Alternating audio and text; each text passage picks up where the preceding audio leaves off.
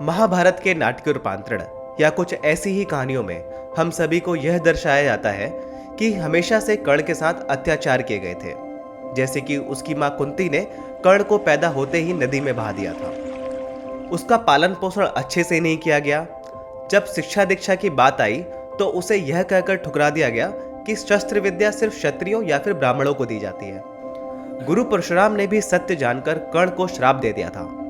कई जगह तो यह भी दर्शाया गया है कि कर्ण से बड़ा कोई योद्धा नहीं था और उसने जीवन में अर्जुन के अलावा किसी से युद्ध नहीं हारा है। लेकिन क्या यह सारी बातें 100% सच हैं या सच्चाई को हमसे दूर रखा गया है? सेक्रेड स्टोरी के एक और नए एपिसोड में आपका स्वागत है, जहां हम ऐसी ही कुछ बातों का खंडन करेंगे।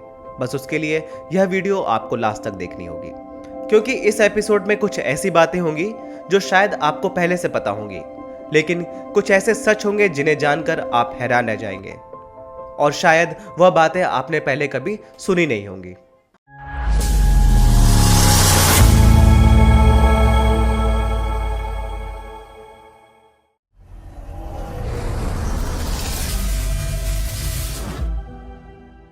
आप सभी इस बात से भली भांति परिचित होंगे कि कर्ण का जन्म कुंती को उसकी शादी से पूर्व अनजाने में हुआ था, क्योंकि वह दुर्वासा ऋषि द्वारा दिए वरदान का परीक्षण कर रही थी, जिस कारण कुंती ने सूर्यदेव का आवाहन किया। इस आवाहन के फलस्वरूप ही सूर्यदेव से कर्ण का जन्म हुआ था, जिसके बाद परिवार और समाज के डर से कुंती ने उस बच्चे को एक टोकरी में रखकर अश्व नदी में प्रवाहित कर दिया, जिसके बाद वह टोकरी कुंती के पूरे राज्य में बहती हुई अश्व नदी से लेकर चरणवती जा पहुंची, जिसके बाद बहते बहते यमुना और फिर गंगा में पहुंच गई। जिसके बाद वह टोकरी अंग देश के चंपानगर में अधिरथ और उनकी पत्नी राधा को गंगा के किनारे मिली। राधा तो उस टोकरी में बच्चे को देखकर काफी प्रसन्न हो गई, क्योंकि अधिरथ और राधा काफी समय से एक बच्चे की कामना कर रहे थे। उन्होंने उत्सुकता से बच्चे को अपनाया और उसे अपने बेटे की तरह ही पाला। इस नवजात बच्चे के पास सोने का कवच व कुंडल थे, जिसके कारण उन्होंने इस बच्चे का नाम वसुसेचर रखा, जिसका अर्थ है धन के साथ पैदा हुआ। कर्ण का पालन पोषण बहुत ही अच्छे से हुआ था, वैसा नहीं जैसा हमें नाट्य रूपांतरण में दर्शाया जाता है। अधिरथ और राधा एक अच्छे परिवार से थे और अधिरथ तो हस्तिनापुर के राजा धृतराष्ट्र के करीबी मित्र थे और भीष्म पितामह जैसे योद्धा के सारथी भी थे, जिस कारण कर्ण के पालन पोषण में कभी कोई बाधा नहीं आई।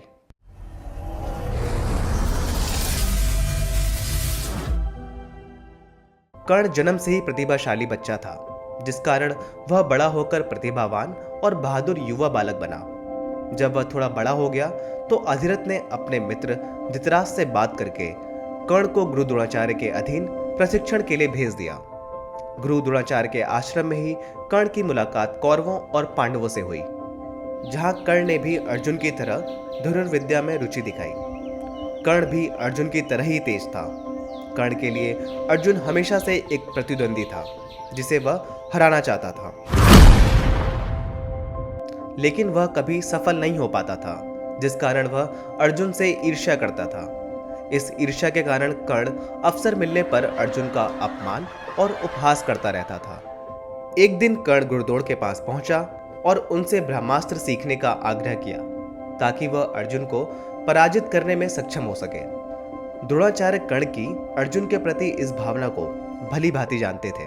वह यह भी जानते थे कि कर्ण अभी ब्रह्मास्त्र जैसे शक्तिशाली अस्त्र को संभालने के लिए सक्षम नहीं है, जिस कारण उन्होंने कर्ण के अनुरोध के लिए मना कर दिया। लेकिन कर्ण तो मन बना चुका था। अब वह हर हालत में ब्रह्मास्त्र सीखना चाहता था, जिस कारण कर्ण ने गुरुद्रोण का आश्रम त्याग दिया और गुरु परशुराम के पास जा पहुंचा और अपने आप को ऋषि भृगु के परिवार के एक लड़के के रूप में एक ब्राह्मण पुत्र बताया और गुरु परशुराम से वह सारे अस्त्र सीख लिए जिन्हें सिखाने से गुरुद्रोण ने उसे मना किया था। लेकिन कुछ समय बाद ही गुरु परशुराम को कर्ण के बारे में पता चल गया था। जब वह कर्ण के गोद में अपना सिर रखकर आराम कर रहे थे तो कर्ण को एक बिच्छू ने काट लिया, लेकिन गुरु का आराम भंग ना हो इसलिए कर्ण उस पीड़ा को सहता रहा। जब परशुराम को पता चला तो वह बेहद क्रोधित हो गए और कहने लगे कि एक ब्राह्मण इतनी पीड़ा सहन नहीं कर सकता तुम अवश्य ही क्षत्रिय हो, तुमने झूठ बोला है।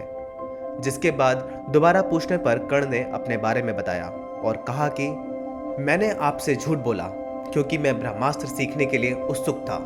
कृपया आप क्रोधित ना हो, मैं क्षत्रिय नहीं बल्कि सूत समुदाय से हूँ। एक गुरु पिता के समान ही होता है, इसलिए मैंने अपने आप को ब्राह्मण परिवार से बताया। जिसके बाद क्रोध में आकर गुरु परशुराम ने कर्ण को श्राप दिया कि मृत्यु के सामने आने पर, वह तुम्हारे जैसे ही किसी पराक्रमी योद्धा के सामने आने पर मेरे द्वारा दी गई विद्या कभी काम नहीं आएगी, क्योंकि तुमने यह विद्या झूठ बोलकर प्राप्त की है और तब तक मेरी कृपा से तुम एक अद्वितीय योद्धा रहोगे। कर्ण को वहां से यह कहकर निकाल दिया गया कि यहाँ झूठे व्यक्तियों का कोई स्थान नहीं है। जिसके बाद कर्ण प्रसन्नता पूर्वक वहां से चला गया। अब उसे अपने ऊपर और भी अधिक गर्व था। उसका मानना था कि उसने हर बार अर्जुन को हराने का नया तरीका खोज लिया है।